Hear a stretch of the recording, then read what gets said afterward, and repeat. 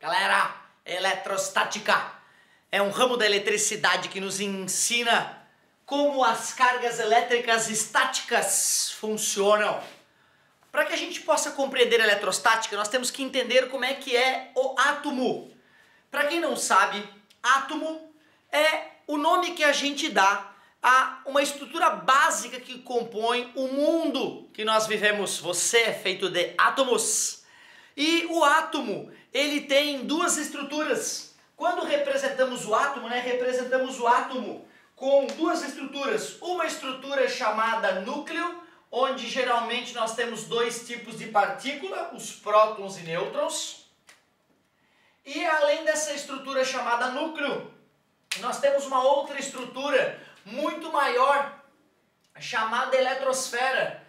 E geralmente esse é um desenho clássico, para o átomo.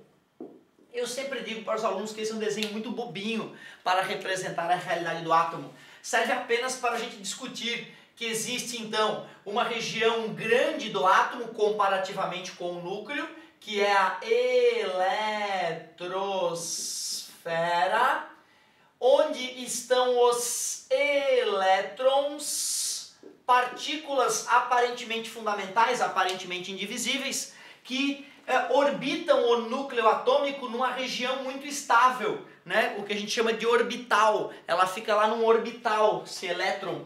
Esses elétrons eles têm cargas negativas, então ele é negativamente carregada, ou negativo. Já lá no centro do átomo tem o núcleo, e o núcleo é constituído por dois tipos de partículas. Os prótons, que são positivos,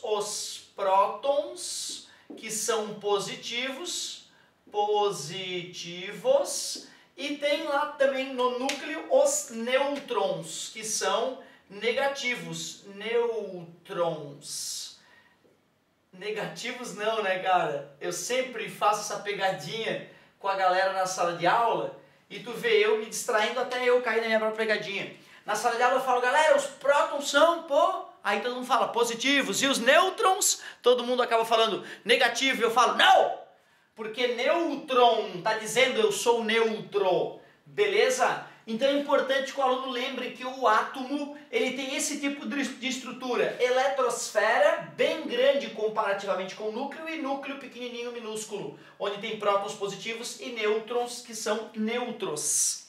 Só que seria mais interessante ainda para o aluno entender o que é o átomo, falar do átomo mais simples que existe. O átomo mais simples que existe é chamado hidrogênio. Se eu fosse representar ele um pouquinho menor, o hidrogênio, eu faria apenas um próton no núcleo e na sua eletrosfera apenas um elétron, orbitando sempre um lugar bem definido, girando em volta do núcleo atômico em altíssima velocidade. De tal forma o elétron gira em volta do núcleo atômico tão rapidamente que ele daria bilhões, trilhões de voltas por segundo. É como se eu pegasse então uma pedra, amarrasse um barbante e ficasse girando em volta de mim, para todos os lados, fazendo uma esfera em volta de mim, de tal forma que se alguém fosse se aproximar de mim, tomaria uma pedrada. Então essa esfera girando em volta de mim funcionaria como um escudo protetor, É como a eletrosfera funciona. Só que esse escudo ele não está parado, ele é vibrante, porque o movimento do elétron gera uma vibração ali. Outra, esse próton aqui, ele está absolutamente exagerado. Se a eletrosfera fosse esse tamanho, o próton não seria visível.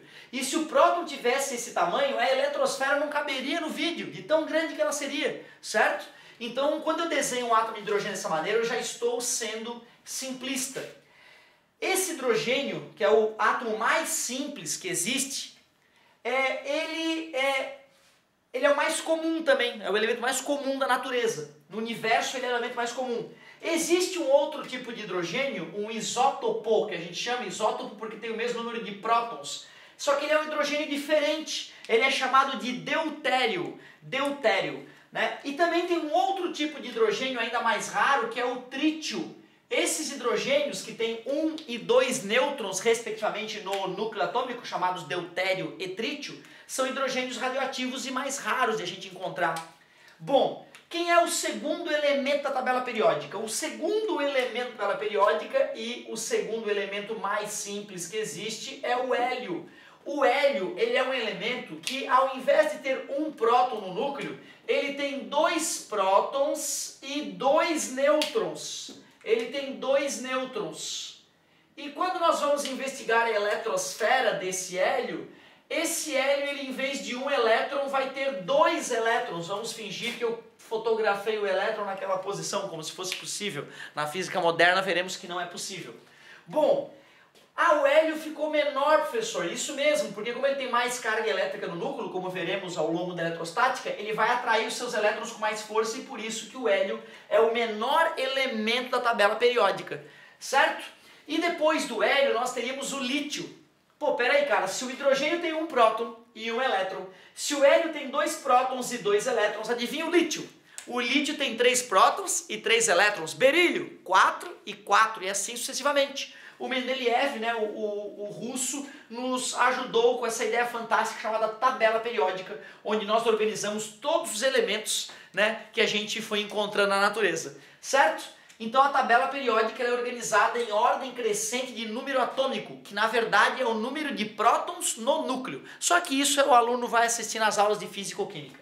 O que me importa aqui é te mostrar que para que um átomo esteja neutro, ele tem que ter o mesmo número de prótons no núcleo e o mesmo número de elétrons na eletrosfera. Então o que é um hidrogênio neutro? Um próton e um elétron. O que é um átomo de hélio neutro? 2 prótons e 2 elétrons na eletrosfera, certinho? Portanto, átomos neutros têm o mesmo número de prótons e elétrons. Se um átomo tem mais prótons do que elétrons, ele vai ser chamado de cátion, que é um íon, um átomo carregado, certo? E cátion por ser positivo.